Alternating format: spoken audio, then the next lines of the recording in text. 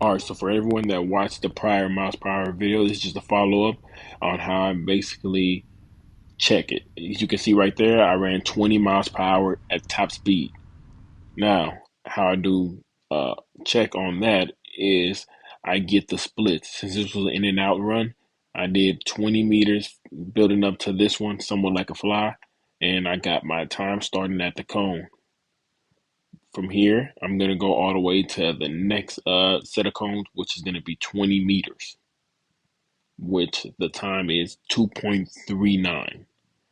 So I had a 20-meter fly of 2.39. Now keep that number in your head because we're going to use it in the following part of this video. Know that I ran a 20-meter segment in 2.39. All right. Now I also use that vehicle as a race to make me run a little faster. Something to keep in mind when you guys are training. All right.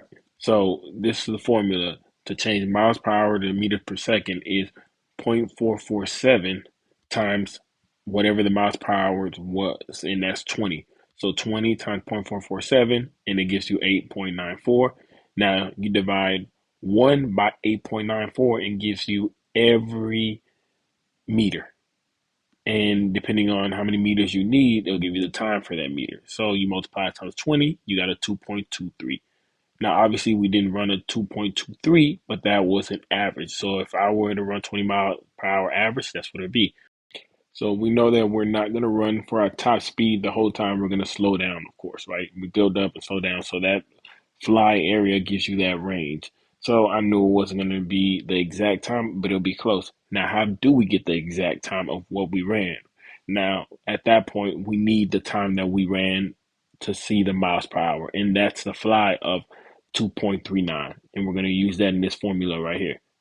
Now, with this formula, we'll divide 22.37 for every 10 meters. So since it was 20 meters, we'll multiply that times 2, and it'll be 44.74.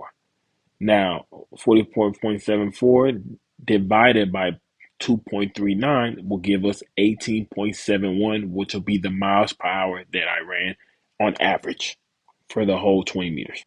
Now, me knowing it's 18.7, what I want to do is multiply that times 0.447, which is meters per second to miles per hour. We do the same formula. We do 1 divided by the 8.35. Then we multiply that times 20, and it'll be 2.39. And that is exactly what I ran. So it works.